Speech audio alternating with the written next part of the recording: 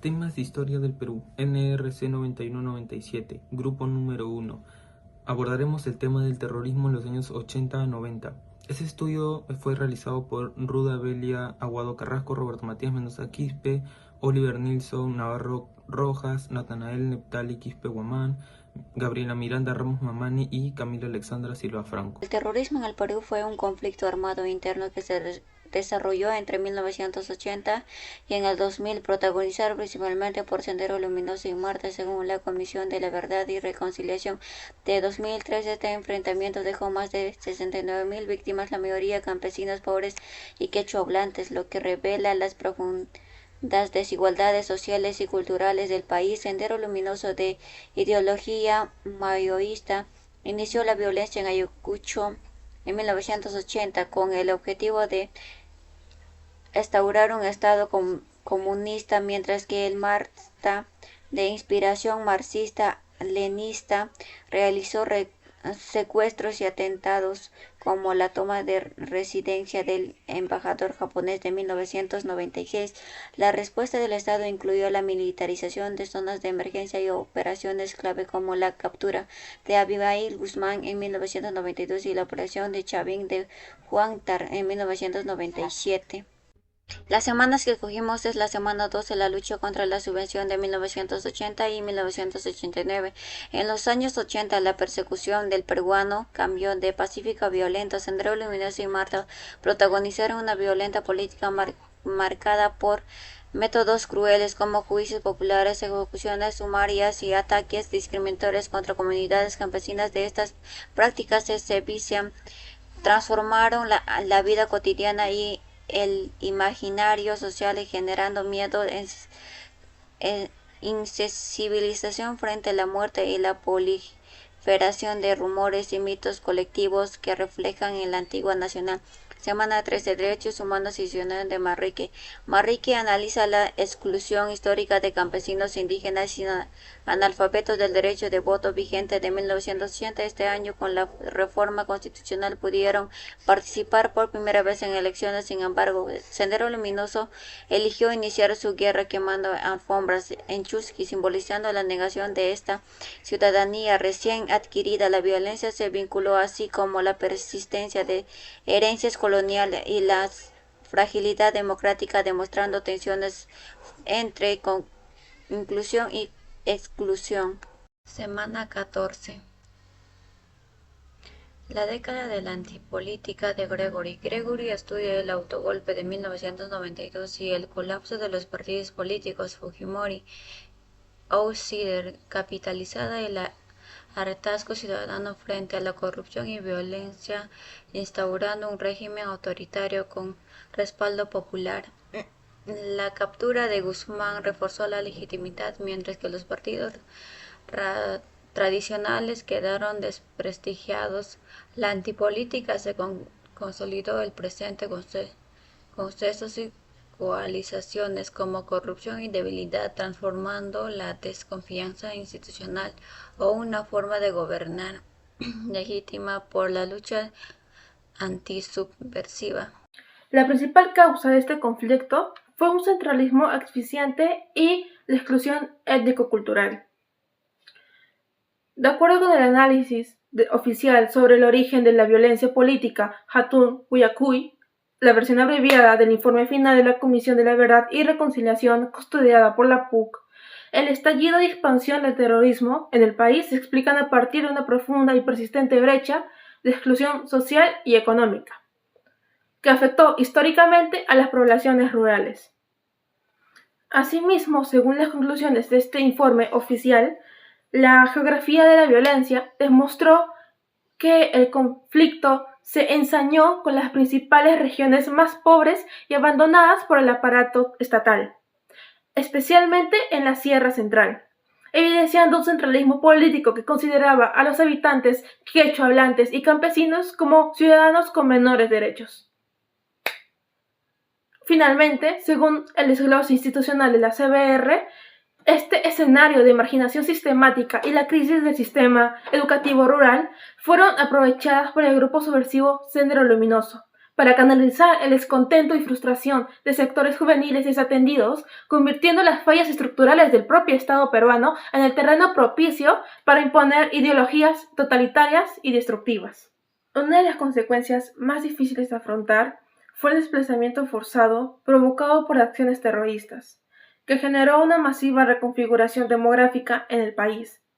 Según las investigaciones sobre las repercusiones de la violencia política, como el estudio científico titulado Tejer alianzas frente y junto al Estado peruano del postconflicto, publicado por las investigadoras Pariasca and Your Life del 2023, se forzó a miles de familias andinas a migrar en condiciones de extrema vulnerabilidad. En esa misma línea de análisis, según la sección de antecedentes del citado artículo académico, las consecuencias inmediatas para la población civil sobreviviente implican la pérdida total de su patrimonio, tierras agrícolas y animales de subsistencia en sus regiones de origen. Finalmente, según las conclusiones del proyecto de investigación, el impacto a largo plazo de este movimiento masivo se manifestó en una inserción urbana sumamente precaria, donde las víctimas no solo enfrentaron barreras socioeconómicas y discriminación, sino que se vieron obligadas a organizarse colectivamente durante décadas para exigir reparaciones civiles y propiciamente el reconocimiento legal de sus derechos vulnerados.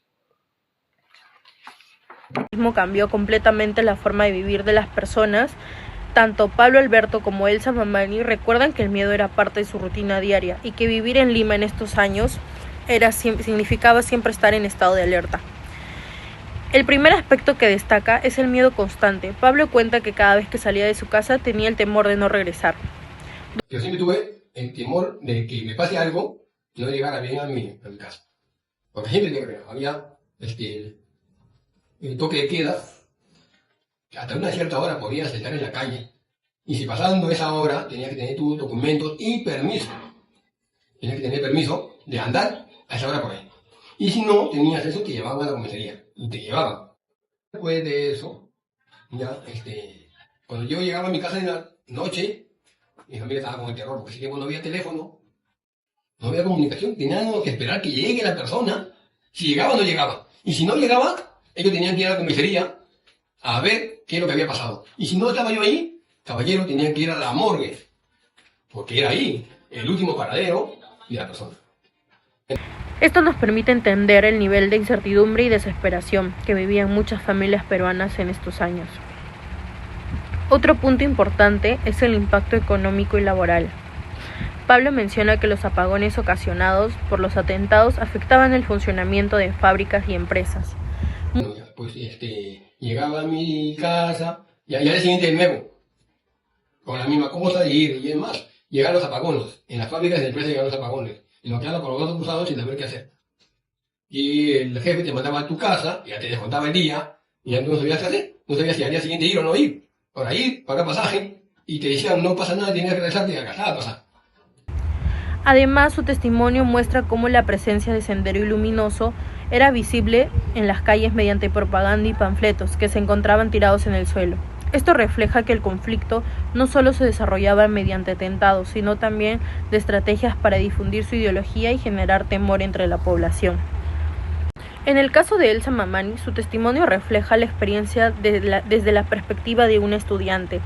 Ella explica que cuando era niña, el terrorismo parecía un problema muy lejano. Todavía el terrorismo se veía como algo lejano. Pues leeremos por noticiero, periódicos a veces, ¿no? No era lo cercano acá a Lima. Ya cuando pasé a la secundaria, sí, ya fue ya que había llegado a Lima. Pasó la de Parata y pasó que dinamitaban las torres eléctricas o los coches bombas, sí me acuerdo, ya empezaron más fuerte. En el colegio nos decían que teníamos que tener cuidado, ¿no? Que no acercarnos a carros estacionados. O también, si nuestro salón tenía una ventana grande, tirarnos al suelo, ¿no? Porque nos podía caer una explosión, los vidrios. La experiencia fue que más se perdió fue la tranquilidad y la libertad de vivir con normalidad. Otro aspecto que me llamó mucho la atención es cómo ambos testimonios muestran el terrorismo que el terrorismo cambió la forma en que las personas vivían su día a día. Pablo explica que el salir a trabajar era una incertidumbre porque no sabía si habría apagones, si iba a regresar a su casa o si sería detenido durante el toque de queda. Por otro lado, él se recuerda que los niños tuvieron que cambiar costumbres, ya que dejaron de jugar en las calles y aprendieron desde pequeños a cómo actuar frente a un posible atentado. Esto demuestra que el terrorismo no solo afectó la seguridad del país, sino también la infancia, la tranquilidad de las familias y la forma en la que se relacionaban entre sí. En conjunto, ambos testimonios muestran que el terrorismo transformó profundamente la vida de los peruanos. No solo provocó muertes y destrucción, sino cambió la forma en que las personas trabajaban, estudiaban, se desplazaban e incluso convivían con sus familias. El miedo, la incertidumbre y la desconfianza pasaron a formar parte de su vida cotidiana. Antes de dar mi opinión, queremos contar qué ideas importantes sacamos de las partes anteriores. De la tercera parte vimos que el olvido de las provincias de la sierra y el hecho de que casi todo se encuentra en Lima ayudaron a que empiece la violencia. También vimos la tristeza de miles de familias que tuvieron que escapar de sus casas para salvar sus vidas. De la cuarta parte, por las entrevistas que hicimos, entendimos el miedo que se vivía por la culpa de los apagones, el toque de queda y la paz en las calles. Todo esto nos sirve para afirmar que el país estaba dividido y el Estado no estaba donde más lo necesitaba. Al unir todos estos datos, el grupo cree que la forma en que el Estado y la gente enfrentaron el terrorismo no fue buena. Decimos por dos razones. Primero, porque al inicio el gobierno y la gente de Lima no le hicieron caso a lo que pasaba en las provincias. Pensaban que era un problema muy lejano. Y el segundo, cuando el Estado actuó, usó a los militares. Esto causó que mucha gente inocente y el campo sufra abusos y quede atrapada en medio del peligro. Además, la gente de Lima tardó mucho en entender el dolor de las familias de la sierra. Para que esto nunca más vuelva a pasar, nuestras propuestas de solución es llevar más apoyo, mejor educación y servicios públicos de calidad a las zonas de que siempre han sido olvidadas en el Perú. No se trata de solo mandar dinero, sino de asegurar que el Estado esté presente con buenos colegios, buenos hospitales, justicia y oportunidades de trabajo para los jóvenes de la sierra. La única manera de vencer las ideas violentas es acabando con el abandono y demostrando a todos los peruanos que somos un solo país, que nos cuidamos todos por igual. Finalmente presento las referencias bibliográficas de las fuentes que fueron consultadas y parafraseadas durante el desarrollo de nuestro proyecto. Tramontana Cubas, Comisión de la Verdad y Reconciliación 2004 y Alaiza Mujica 2023. Muchas gracias.